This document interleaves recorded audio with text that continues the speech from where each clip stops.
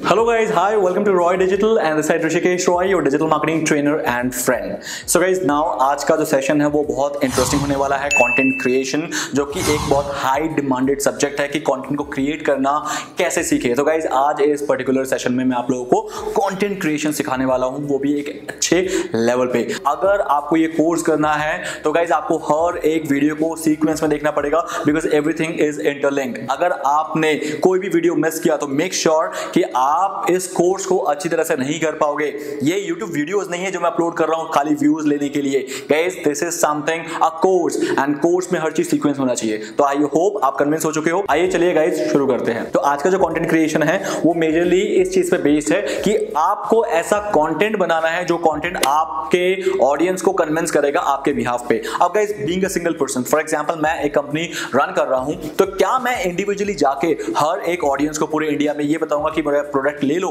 नहीं guys, it is not possible. वो traditional marketing में अगर होता था तो होगा, लेकिन अब डिजिटल मार्केटिंग में ये चीज नहीं होती। डिजिटल मार्केटिंग में आपका कंटेंट आपके बिहाफ पे बात करता है, चाहे वो 1% हो, चाहे वो 1 लाख हो, चाहे वो 1 करोड़ हो। यस, आपको इंडिविजुअली किसी से बात नहीं करना होता है। तो वो जो कंटेंट है उस कंटेंट को इफेक्टिव बनाना एक डिजिटल मार्केटर का मेन फोकस होता है।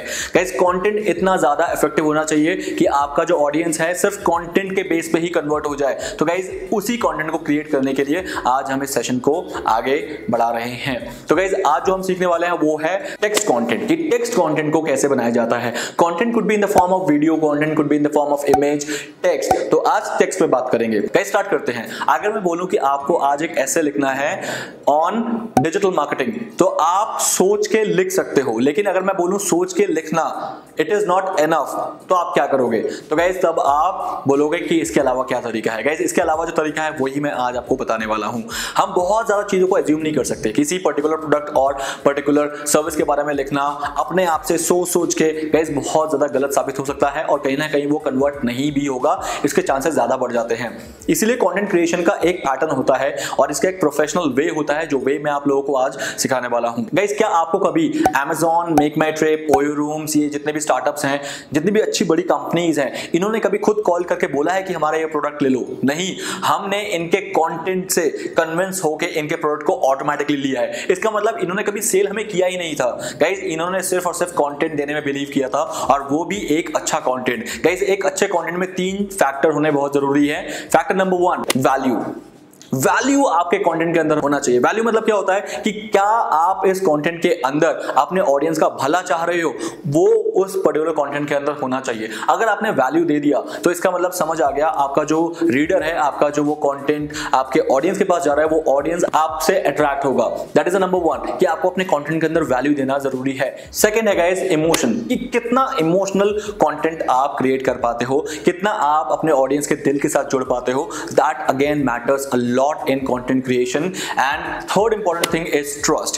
क्या उस content के अंदर इतना trustworthy lines, sentences या फिर आपने words यूज किए हैं जिससे आपका audience आपसे convince हो जाए कि हाँ ये सच बोल रहा है, ये प्रोडक्ट ही मेरे लिए अच्छा प्रोडक्ट है। तो गाइज ये 3 फैक्टर देना आपके कंटेंट में बहुत जरूरी है। आइए चलिए सीखते हैं कि इसको कैसे करना है। तो इसके लिए मैं आपको ले जाना चाहूंगा अपने कंप्यूटर स्क्रीन की तरफ, उसके बाद ये पूरा प्रोसेस हम करते हैं। सो guys now this is my computer screen, जिसमें आप देख पा रहे हो कि मैंने आप लोगों के लिए 4 पॉइंट्स यहाँ पर ऑलरेडी लिखे हुए हैं, जो कि आपको एक प्रोफेशनल कंटेंट क्रिएट करने में आपको हेल्प करेंगे। तो प्रोफेशनल कंटेंट क्या होता है, नॉर्मल कंटेंट क्या होता है? सो गाइस नॉर्मल कंटेंट जो होता है वो होता है कि जस्ट आपने लिखा है, या फिर आप उससे ज़्यादा उम्मीद नहीं करोगे कि आपके बहुत सारे ऑडियंस उस कंटेंट को पढ़ के कन्विंस होंगे, क्योंकि उसमें कोई भी ऐसा आपने वैल्यू नहीं दिया होगा, या जाने अनजाने में अगर आ गया है तो ठीक है, बट वो प्रोफेशनल कंटेंट नहीं हुआ, और उसमें चांसेस जो होते हैं वो 50-50 होते हैं कि आपका ऑडियंस कन्वर्ट हो भी सकता है उस कंटेंट के थ्रू या नहीं भी हो सकता है। बट अगर आप ये प्रोफेशनल वे अपनाओगे अपने कंटेंट को क्रिएट करने में, कंटेंट बिल्डिंग में, तो डेफिनेटली क्या होगा कि आपके चांसेस बढ़ जाएंगे, 60, 70, 80% हो जाएंगे कि हाँ इस कंटेंट से आपके ऑडियंस कन्वर्ट हो रहे हैं। क्यों? क्योंकि आपने वो सारी चीज़ें यहाँ पर इनबिल्ड किया है जो कि हेल्प करेगा उस कंटेंट को आपके ऑडियंस को कन्विंस करने के लिए। तो आइए द फर्स्ट पॉइंट मैं आपको बता दूं, वो है content curation. Guys content curation एक ऐसा प्रोसेस है जिसमें हम क्या करते हैं, मार्केट में हमारे टॉपिक के ऊपर बहुत सारा कंटेंट ऑलरेडी लिखा जा चुका है। एग्जांपल के तौर पे आज मैं लेता हूँ हाउ टू लूज वेट, मैं टॉपिक लेता हूँ guys. How to lose weight में मुझे एक आर्टिकल लिखना है जो कि मुझे अपने ब्लॉग में पब्लिश करना है, जिससे मैं एक्सपेक्ट करूंगा कि उसमें मुझे ट्रैफिक चाहिए। अब हाउ टू लूज वेट ऐसा तो नहीं कि मैं फर्स्ट टाइम मैं ही लिखूंगा। हाउ टू लूज वेट में पता नहीं आज से पहले कितने सारे कंटेंट क्रिएटर्स ने कंटेंट लिख दिए हैं। अब उसी का मुझे फ़ायदा उठाना है। क्या फ़ायदा उठाना है गाइज? क्योंकि मैं जितना जानता हूँ कि मैं एक हाउ टू लूज वेट पे कंटेंट लिख रहा हूँ, वो तो मैं लिखूंगा क्योंकि मुझे जितना नॉलेज मेरे अंदर है मैं उसको लिख दूंगा। बट ऐसा हो सकता है कि मैं कुछ चीज़ें अभी भी नहीं जानता, जो कि मैं पहले खुद रिसर्च करूंगा। तो डिफरेंट कंटेंट के अंदर जाके जो ऑलरेडी पब्लिश्ड है और जो गूगल पे रैंक कर रहे हैं, मुझे वो वहाँ से लेने हैं और वहाँ से लेने के बाद वहाँ से रिसर्च करना है कि मुझे और क्या लिखना चाहिए अपने कॉन्टेंट में वैल्यू देने के लिए, अपने कॉन्टेंट को और रिच बनाने के लिए। तो गाइज आइए शुरू करते हैं कि कॉन्टेंट क्यूरेशन का प्रोसेस कैसे करते हैं।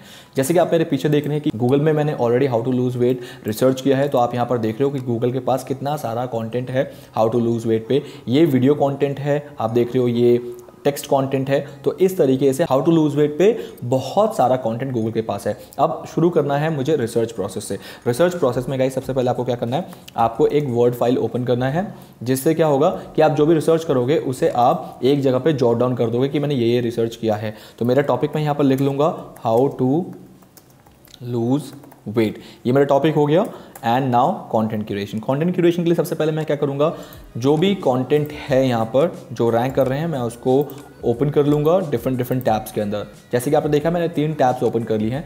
सबसे पहले मैं इस टैब में जाऊँगा और मैं यहाँ पर पढ़ना स्टार्ट करूँगा। गाइज थोड़ा सा कंटेंट क्यूरेशन में आपको पेशेंस रखना पड़ेगा, क्योंकि कंटेंट क्यूरेशन की बात है और यहाँ पर आपको बेस्ट कंटेंट को क्यूरेट करना है, रिसर्च करना है, तभी आपके खुद के कंटेंट के अंदर वो वैल्यू, वो पावर आएगी जिसके थ्रू आपका ऑडियंस कन्विंस होगा। तो जैसे कि फॉर एग्जाम्पल यहाँ पर इन्होंने बोला है, इनका जो हेडलाइन है वो है 20 best ways to lose weight after 50। अब अगर आप सोच रहे हो कि आफ्टर 50 के लिए ही आपका कंटेंट है तो ये पर्टिकुलर जो आर्टिकल है ये आपके लिए ठीक है, वरना मैं इसको कर दूंगा क्रॉस। मैं इन जनरल बात करना चाहता हूं कि लूज वेट कैसे करना है, नॉट आफ्टर 50। तो नाउ वो वाला जो पर्टिकुलर आर्टिकल जो ऑलरेडी पब्लिश हो चुका था गूगल के अंदर, वो मेरे किसी काम का नहीं है, तो मैंने उसको क्रॉस कर दिया। Now let's talk about 8 ways to lose weight without dieting. ये मेरे लिए हो सकता है।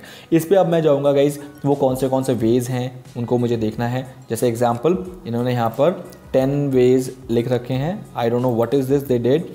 ये डिफरेंट वेज है गाइज। इन्होंने यहाँ पर लिखा है, ये सेकंड जो है plate picks, use smaller dishes to reduce how much you eat by as much as 20% whatever. तो मैं क्या करूँगा गाइज, इनको मैं कॉपी कर लूँगा। अब ये कॉपी करने का मतलब ये नहीं है मैं इसको एज इट इज़ यूज़ करने वाला हूँ। ऑफ कोर्स गाइज ऐसा बिल्कुल भी नहीं है। मैं क्या कर रहा हूँ, सिर्फ जो मुझे कंटेंट अच्छा लग रहा है जो ऑलरेडी पब्लिश हो चुका है, खाली मैं उनको यहाँ से ले रहा हूँ, यहाँ से सिर्फ पिक कर रहा हूँ, क्योंकि इसके बाद मुझे इस पर कंटेंट बिल्डिंग, कंटेंट स्पिनिंग खुद का करना है। जैसे sure you know that though suggestion won't work but in the age of information वगैरह वगैरह। I can see that guys. ये कुछ कॉन्टेंट है जो कि मुझे ओके सो गाइज ये कुछ कंटेंट है जो मुझे क्या करना है, मुझे कॉपी करना है। तो इस तरीके से आप पढ़ के इसे कॉपी करोगे और इस तरह से होमवर्क करोगे गाइज पहले किसी भी कंटेंट को पब्लिश करने से पहले। ये मैं सिर्फ कॉपी कर रहा हूँ, आप मान के चलो कि मैंने इसे पढ़ लिया। आपके केस में आप डेफिनेटली इसे पढ़ोगे और इस तरीके से डिफरेंट सोर्सेज से और भी सोर्सेज से जो बेस्ट सबसे कंटेंट आपको लग रहा है कि हाँ ये जो टॉपिक है, ये जो पर्टिकुलर पॉइंट्स हैं, ये बहुत इफेक्टिव पॉइंट्स हैं, उन पॉइंट्स को आप वहाँ से सिर्फ कॉपी करोगे और कुछ भी नहीं करोगे। जैसे कि for example 35 easy way to make healthy snacks, and यहाँ से मैंने कुछ पॉइंट्स उठा लिए like this. For example let's go and copy. So guys ये जो कॉपी मैं कर रहा हूँ, सिंपली मैं कॉपी कर रहा हूँ। ध्यान रखना, अगेन मैं आपको बार बार रिपीट क्यों कर रहा हूँ, आप ये गलती मत कर देना इसको एज इट इज पब्लिश करने की। इससे क्या होगा, गूगल आपको पेनलाइज कर सकता है। और रही बात रैंकिंग की, तो वो तो आप भूल जाना अगर आप एक पब्लिश्ड कंटेंट को अपने साइट में आके दोबारा पब्लिश करोगे। तो गाइस फॉर एग्जांपल मान के चलता हूं कि मेरे पास 1500 वर्ड्स ऐसे क्यूरेट हो चुके हैं लाइक दिस, 318 वर्ड्स हो चुके हैं। मैं इसको 1500 वर्ड्स मान लेता हूं, क्योंकि अभी just for a tutorial purpose मैं आपको इस तरीके से समझा रहा हूं। अब इस कंटेंट को मुझे क्या करना है, द सेकंड प्रोसेस इज, ये फर्स्ट प्रोसेस था कंटेंट क्यूरेशन जो कि मैंने यहाँ पर आपको बताया था। सो कंटेंट क्यूरेशन इसी को कहते हैं, जब आप डिफरेंट सोर्सेज में जाके अपने बेस्ट से बेस्ट पॉइंट को अपने पास ले आते हो। अब आप इसको क्या करोगे, कंटेंट स्पिनिंग एंड बिल्डिंग। अब इस कंटेंट को ही आप तोड़ मोड़ के स्पिन करके अपने अकॉर्डिंग कंटेंट को बिल्ड करोगे। एग्जांपल के तौर पे मैं ले लेता हूँ, let's go to my content जो मैंने यहाँ पर पेस्ट किया है, हाउ टू लूज वेट। अब गाइज यहाँ पर आपका जो भी कंटेंट है आप खुद पढ़ो। Use smaller dishes to reduce how much you eat by as much as 20%। अब इस कंटेंट को आप क्या करोगे, अपने अकॉर्डिंग मैनुअली इसको स्पिन करोगे, मतलब आप इसे अपने अकॉर्डिंग लिखना स्टार्ट कर दोगे। अगर आपको मैनुअल अच्छा लगता है करना, क्योंकि मैनुअल करोगे तो डेफिनेटली वो बहुत ज़्यादा हेल्दी कंटेंट साउंड होगा, कि आपका जो कंटेंट है वो लगेगा कि हाँ आपने बहुत मेहनत से लिखा है। बट बहुत लोग क्या करते हैं गाइज, आज के डेट में बहुत सारे टूल्स अवेलेबल हैं जिसके थ्रू मैं इस कंटेंट को स्पिन कर सकता हूं, बट कहीं ना कहीं उस स्पिन कंटेंट को जो टूल्स के थ्रू किया गया है उसमें भी हमें मेहनत करनी होती है, तो हमें उस चीज़ का भी ध्यान रखना है। एग्जाम्पल के तौर पे मैं आपको दो चीज़ें बताऊंगा यहाँ पर कंटेंट को स्पिन करने के लिए। सो गाइज, जब हम कंटेंट को स्पिन करते हैं तो वहाँ पर हमें दो चीज़ का ध्यान रखना होता है। एक, जो फ्री स्पिनर्स हैं उसमें तो बहुत ज़्यादा वेग काइंड ऑफ कंटेंट स्पिन होता है, मतलब उससे स्पिन करा के आपको कुछ ज़्यादा फ़ायदा नहीं होगा फ्री स्पिनर्स। बट जो प्रीमियम स्पिनर्स होते हैं, जो कि ऐसे कुछ सॉफ्टवेयर्स हैं जो कि प्रीमियम हैं, उन कंटेंट को आप यूज़ कर सकते हो अपने साइट के अंदर, बिकॉज वो बहुत ज़्यादा नेचुरल दिखते हैं, बट उस पर भी कहीं ना कहीं आपको थोड़ा बहुत काम करना होता है। नाउ मैं आप लोगों को ले चलता हूँ ये दोनों टाइप के सॉफ्टवेयर्स पे। सबसे पहले चलते हैं फ्री स्पिनर्स। फ्री स्पिनर के लिए मैं आपको यहाँ पर जो एक साइट बताऊंगा वो है smallseotools.com। यहाँ पर आप ज़रूर जाना गाइज, और यहाँ पर एक ऑप्शन है आर्टिकल रीराइटर। आर्टिकल रीराइटर पे आपको क्लिक करना है, और क्लिक करने के बाद जो भी कंटेंट आपने यहाँ से कॉपी किया है उनको करो पेस्ट, इनको करो कॉपी, और देन आप वहाँ पर जाके पेस्ट कर दो यहाँ पर इस सेक्शन पे। The moment you will paste it, अब आपको क्या करना है, नीचे आना है and then you need to click on rewrite article. Can you see that guys, rewrite article. यहाँ पर क्लिक करोगे जैसे ही, तो ये आपका कंटेंट जो है रीराइट करना स्टार्ट कर देगा। जैसे आप देख रहे हो कि ये 4% रीराइट हो चुका है, और इस तरीके से जब ये 100% हो जाए तो समझ लेना आपका जो कंटेंट है अब रेडी टू यूज़ है। अब नेक्स्ट स्टेप मैं आपको बताने वाला हूँ वो कैसे करना है।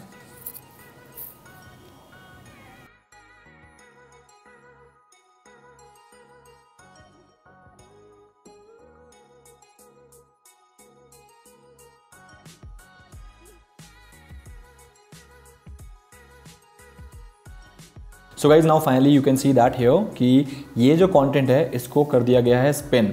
अब यहाँ पर जो आप ये कलरफुल फॉन्ट्स देख रहे हो, ये वो वर्ड्स हैं जिसको सिनोनिम के थ्रू रिप्लेस किया गया है। फॉर एग्जाम्पल, अब यहाँ पर आप चेक करो कि आपने क्या लिखा था और यहाँ पर क्या लिखा गया है। Use smaller dishes to scale back. अब स्केल बैक का ओरिजिनल वर्ड था रिड्यूस, टू रिड्यूस को इसने टू स्केल बैक किया है। अब आप हर एक पर्टिकुलर वर्ड को क्लिक करके देखना कि उसका ओरिजिनल वर्ड क्या था और उसको कन्वर्ट किस में किया गया है। अगर आपको लग रहा है जो कन्वर्ट किया गया है दैट इज एप्रोप्रिएट, तो आप क्या करोगे, उसे रखोगे, वरना आप यहाँ से खुद सिलेक्ट करोगे, और या तो आपको लग रहा है कि वो ओरिजिनल वर्ड ही होना चाहिए था तो आप ओरिजिनल वर्ड में उसे वापस ले आओगे। सो इस तरीके से आप क्या कर सकते हो, इसको यूज़ कर सकते हो। सो गाइज, जैसे आप देख रहे हो कि जो जो चीज़ें यहाँ पर ओरिजिनल थी, इंक्रीज को हाइपरबॉलिक किया गया है, बट मैं इंक्रीज को हाइपरबॉलिक एक वर्ड सही नहीं लिख रहा, तो मैं क्या करूँगा, इसे इंक्रीज को मैं मैग्नीफाइड कर दूंगा कि हाँ बढ़ाया गया है। देयरफॉर पहले क्या था, सो, तो उसको 10 और देयरफॉर में आप कन्वर्ट कर सकते हो, देयरफॉर भी ठीक है। यू विल, यू मे को यू विल किया गया है। तो गाइज, इस तरीके से आपको खुद चेक करना है कि ओरिजिनल वर्ड था क्या, और फिर आपने उसको कन्वर्ट किस में करना है, दैट्स इन योर हैंड। तो इस तरीके से आपको ये पूरा प्रोसेस करना है। जैसे ही आपको लग रहा है कि ऑल गुड, मैंने सारा कंटेंट देख लिया है, ये कंटेंट जो है स्पिन हो चुका है और मेरे अकॉर्डिंग स्पिन हो चुका है और बहुत हेल्दी भी साउंड हो रहा है, क्योंकि मैंने खुद इसमें मैनुअली जाके एक एक वर्ड को चेक किया है कि वो जो सजेशन उसने दिया है सही था या नहीं था। व्हेन यू आर सेटिस्फाइड, जब हो गया, देन गाइज आपको क्या करना है, आपको क्लिक करना है नेक्स्ट पे। The moment you will click on next, अब आपको ये जो कंटेंट देगा that is purely you can use in your own site. Guys, it will B 100% healthy. Still अगर आपको चेक करना है कि ये हेल्दी है नहीं है, तो आपको क्या करना है, एक प्लेजरिज्म चेक करना है। प्लेजरिज्म क्या होता है गाइज? प्लेजरिज्म चेक करना ये होता है जिसमें आपको ये पता लग जाएगा कि whether that content is already published. जो कंटेंट आप पब्लिश करने जा रहे हो, क्या ये ऑलरेडी कहीं पब्लिश तो नहीं है? क्योंकि अगर ये ऑलरेडी कहीं पब्लिश होगा तो मेरा कंटेंट डेफिनेटली नहीं रैंक करेगा। तो गूगल इस चीज़ का खास ध्यान रखता है कि एक कंटेंट रिपीट ना हो बार बार। तो इसीलिए आपको क्या करना है गाइज, आपको अब चेक करना है कि ये कंटेंट जो है प्लेजराइज है या नहीं है। तो इसके लिए मैं यहीं नीचे आऊँगा और क्लिक करूँगा चेक फॉर प्लेजरिज्म। एक नया टैब ओपन हो गया। गाइज नए टैब में आपको क्या करना है, नीचे आना है। ये कंटेंट जो है, जो ये नया कंटेंट है, ये आपका पुराना कंटेंट नहीं है, ये कंटेंट जो है नया, मतलब मैंने इसको स्पिन करने के बाद इसने ऑटोमेटिकली यहाँ पर पिक कर लिया है। अब नेक्स्ट यहाँ पर जाना है, चेक प्लेजरिज्म पे क्लिक करना है। The moment you will do the check plagiarism, it will start checking कि कहीं इसमें से कोई एक भी लाइन ऑलरेडी कहीं पब्लिश तो नहीं है। तो गाइज यहाँ पर आप देखोगे कि ये रिजल्ट चेक कर रहा है। तो 70% चेक करने के बाद ये 100% कंप्लीट हो गया है। तो गाइज आपका पूरा का पूरा कंटेंट 100% यूनिक हो गया है, as you can see that. और ये 100% यूनिक होने का फायदा क्या है guys, now the entire content, this content you can use for your own website. So guys इसे कहते हैं content spinning and building. I hope so far so clear. Guys अगर आपको क्लियर हो गया है then it will be really great. Why? Because आज के बाद आप कोई भी कंटेंट को इजीली क्रिएट करके उसे अपने साइट में पब्लिश कर सकते हो for your audience, just to make them convince about your product and services. या फिर अगर आप ब्लॉगर हो तो इस तरह से ब्लॉगिंग भी कर सकते हो। तो गाइज आई होप ये बहुत अच्छा प्रोसेस था, क्योंकि मैं खुद भी इसको यूज़ करता हूँ गाइज। लेकिन एक चीज़ का छोटा सा मैं यहाँ पर एक कैच बताना चाहूँगा कि please don't rely on this kind of tools all the time. Like 100% rely मत होना। हाँ, इनको 50-60% इस तरीके से यूज़ करना, रेस्ट 40% आप अपना योगदान जरूर दोगे कंटेंट को क्रिएट करने में। बिकॉज ये कंटेंट अभी आप पढ़ के देखना, जो भी कंटेंट मैंने यहाँ पर लिखा है इसको जरूर पढ़ के देखना। ये आपको उतना खास नहीं लगेगा, उतना अमेजिंग कंटेंट नहीं लगेगा जो कि एक मैनुअल कंटेंट होना चाहिए, एक नेचुरल कंटेंट होना चाहिए। अब नेक्स्ट स्टेप पे आते हैं गाइस। अगर आपको ये प्रोसेस समझ आ गया, literature check. Guys literature check एक बहुत इंपॉर्टेंट चीज़ है, क्योंकि आप खुद सोचो कि आप एक प्रोफेशनल कंटेंट बना रहे हो और उसके अंदर किसी तरह का भी grammatical errors, punctuation errors, spelling errors, ये सब छोटी मोटी चीज़ें रहेंगी तो आपका कंटेंट बहुत ज़्यादा ऐसा लगेगा कि इट इज़ अनप्रोफेशनल, एंड फिर उसके बाद तो कोई उस पर कन्वर्ट हो ही नहीं सकता। ऐसा कोई पैम्पलेट आपके हाथ में है जिसमें अननेसेसरीली उसमें आपको एरर्स दिख रहे हैं कि इसमें तो स्पेलिंग तक मिस्टेक है, आपको नहीं लगेगा कि ये कौन सी एक कंपनी है जिसको स्पेलिंग नहीं आती लिखनी, वो पता नहीं प्रोडक्ट कैसे बनाता होगा, तो आप एकदम से ही उस पर्टिकुलर प्रोडक्ट के लिए नेगेटिव हो जाओगे। और जहां लोग नेगेटिव होने शुरू हो जाएंगे आपके, तो कन्वर्जन तो बहुत दूर की बात है। तो गाइज इसीलिए कंटेंट क्रिएशन में literature check is very important. Literature check के लिए गाइज मैं आप लोगों को एक टूल बताने वाला हूं, that is known as Grammarly. आप में से बहुत लोगों को पता होगा, बट मैं फिर भी बता रहा हूं गाइज, ग्रामरली एक ऐसा टूल है जो कि आपके ऑनलाइन कोई भी कंटेंट को ना वो ठीक करने में आपको हेल्प करता है। ग्रामरली अगेन फ्री और प्रीमियम दोनों वेज में अवेलेबल है, बट आप कौन सा यूज करोगे that you will decide. Free में भी आपको एटलीस्ट ये इतना हेल्प कर देगा कि स्पेलिंग एरर्स, पंक्चुएशन एरर्स में आपको हेल्प कर देगा, बट अगर आप इसका प्रीमियम वर्जन लोगे उसमें तो आपको एडवांस लेवल के भी चेक्स ये करके देगा। तो गाइज राइट नाउ मैं आपको हेल्प कर रहा हूँ कि आप फ्री में ही यूज़ करो ग्रामरली, जो कि यहाँ पर आपको दिख रहा है एक एक्सटेंशन है, ये फ्री में आप यूज़ कर सकते हो। और इसके रीजन की वजह से आपको यहाँ पर दिख रहा है कि ये रेड कलर के अंडरलाइंस आ रहे हैं। तो गाइज ये जो अंडरलाइंस आ रहे हैं ये आपको बता रहा है कि ये जो पर्टिकुलर वर्ड है इसको ये होना चाहिए था। अब आप खुद चेक करो कि ये होना चाहिए था या नहीं होना चाहिए था। अगर आपको लग रहा है हाँ यही होना चाहिए तो आप इसे क्लिक करो तो यहाँ पर चेंज हो जाएगा। तो एटलीस्ट यहाँ पर जो ये सजेशन दे रहा है आप 80% बिलीव कर सकते हो कि दोज ऑल आर गुड, क्योंकि ये एक बहुत बड़ा डेटाबेस लेके बैठा है ग्रामरली, जिसके अंदर वर्ल्ड के जितने भी वर्ड्स हैं इंग्लिश में वो सारे वर्ड्स का डेटाबेस ग्रामरली के अंदर है। तो ग्रामरली को पता लग जाता है कि ये वर्ड किस तरीके से आना चाहिए यहाँ पर। जैसे कि ये फाइबर है, तो ये फाइबर जो है इसने FIBRE किया था, लेकिन एक्चुअल फाइबर क्या होता है FIBER। लेकिन यहाँ पर क्या प्रॉब्लम है गाइज, ये वाले फाइबर और इस वाले फाइबर में एक्चुअली में डिफरेंस है। तो फाइबर कॉन्टेंट जो इंग्लिश जो हमारा अंदर का फाइबर होता है, जो कि हाउ टू लूज वेट में यूज होता है, वो यही होता है, बट ये बता रहा है ये। तो यहाँ पर मैं करूँगा इग्नोर, क्योंकि मुझे ये वाला फाइबर चाहिए था जो हमारे मेटाबॉलिज्म से रिलेटेड फाइबर होता है, तो मुझे यही चाहिए, मुझे चेंज नहीं करना, तो मैंने इसको इग्नोर कर दिया। बट यहाँ पर देखो आइडेंटिकल को एन आइडेंटिकल होना चाहिए, dinner is not an identical, तो एन यहाँ पर नहीं था तो इसने एन भी दे दिया। सिर्फ स्पेलिंग मिस्टेक्स तो छोड़ो, आपके उस पर्टिकुलर वर्ड के साथ जो भी प्रिपोजिशन, जो भी नाउंस आने हैं वो तक आपको ये हेल्प कर रहा है बताने में। तो ग्रामरली को यूज़ कर लेना गाइज, आपको ये बहुत हेल्प करेगा एटलीस्ट आपके जो कंटेंट के लिटरेचर एरर्स हैं उसको क्लियर करने में, और वो भी फ्री में। तो गाइज इसके बाद क्या है, अब जो कंटेंट आपको मिलेगा वो कंटेंट प्योर कंटेंट होगा, जिसमें आप ऑलरेडी क्या क्या कर चुके होंगे guys, content curation, content spinning and building, literature check, ये तीनों चीजें आपके हो चुके हैं गाइस। अब आपका कंटेंट बिल्कुल रेडी है, अब आप इसे कहीं भी पब्लिश कर सकते हो बिकॉज इसमें सारे एरर्स हमने हटा दिए हैं। नाउ अब बात करते हैं guys the real thing. The real thing ये है कि ये तो रही बात कंटेंट को क्रिएट करने की, बट उस कंटेंट के अंदर वैल्यू, इमोशंस एंड ट्रस्ट, ये चीज आपको मेजरली देनी है। क्योंकि अगर आप ये तीन चीज नहीं दे पाए, वैल्यू, इमोशंस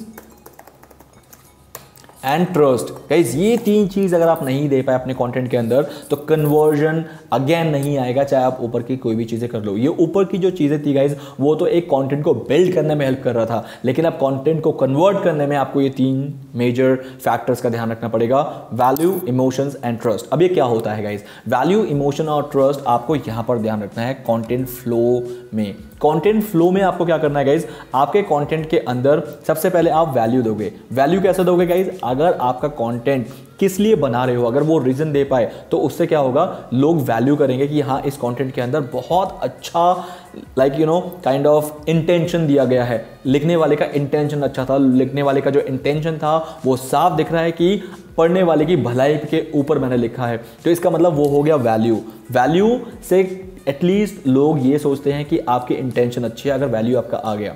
इमोशन मतलब कहीं ना कहीं आपके ऑडियंस, आपके रीडर को आपके साथ जोड़ता है। इमोशंस में आपको ये करना है कि हाँ जो मैं लिख रहा हूँ वो प्योरली इस वजह से लिख रहा हूँ कि इसके थ्रू ही आप अपने जो भी मोटिव है, जो भी आपका पेन एरिया है, उसको सॉल्व करने में ये पर्टिकुलर कंटेंट हेल्प करेगा, तो वो इमोशंस में आता है। Now let's talk about trust. Trust is basically like आप अपने कंटेंट में सच बोल रहे हो जिससे लोगों को ट्रस्ट गेन होगा। तो इसके लिए गाइज एक फ्लो चार्ट होता है, वो फ्लो चार्ट मैं आपको बता दूं।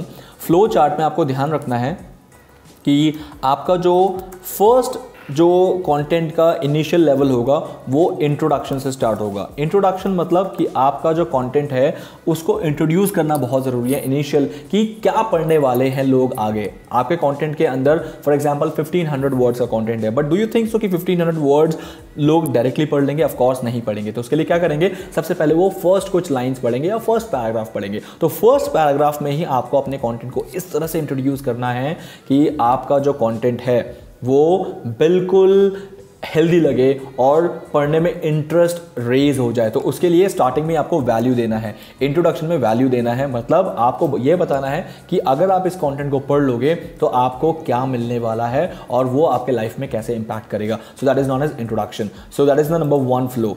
अब जैसे इंट्रोड्यूस कर दिया आपने अपने कंटेंट को, फॉर एग्जांपल आपका कंटेंट इंट्रोड्यूस हो गया है, now you need to just mention here the whole content. अब आप अपने कंटेंट को करोगे डिस्क्राइब कि क्या लिखने वाले थे। अब मैंने वो स्टेप्स दे दिए 1 2 3 कि हाउ टू लूज वेट में स्टेप नंबर 1 क्या है, स्टेप नंबर 2 क्या है, स्टेप नंबर 3 क्या है, स्टेप नंबर 4 क्या है। अब मैंने पूरा का पूरा कंटेंट जो है डिस्क्राइब कर दिया, जिसमें एक्चुअल में उसको पढ़ के अपने वेट को उसे लूज करना था, उसने एक्चुअल में पढ़ लिया। So guys now the next third step here. Guys third step में आपको कंक्लूड करना है। कंक्लूड करने का मतलब हो गया कि अब आप बताओगे कि फाइनल में आपका सारांश क्या निकला, मतलब पूरा जो आपने कंटेंट लिखा था उसका मेन रीजन क्या था। अब उससे आपका रीडर क्या फ़ायदा निकालेगा और कैसे निकालेगा और वगैरह वगैरह। कंक्लूड मतलब अब मोरल ऑफ द स्टोरी आती है यहाँ पर। कंक्लूड करने का फ़ायदा क्या होता है गाइस, कि आपका जो ऑडियंस है वो आप पे ट्रस्ट करना शुरू कर देता है, क्योंकि आपने उस पर्टिकुलर जो पूरा डिस्क्राइब किया है कंटेंट को, उस पर्टिकुलर चीज़ को अब कंक्लूजन में ये बताया है कि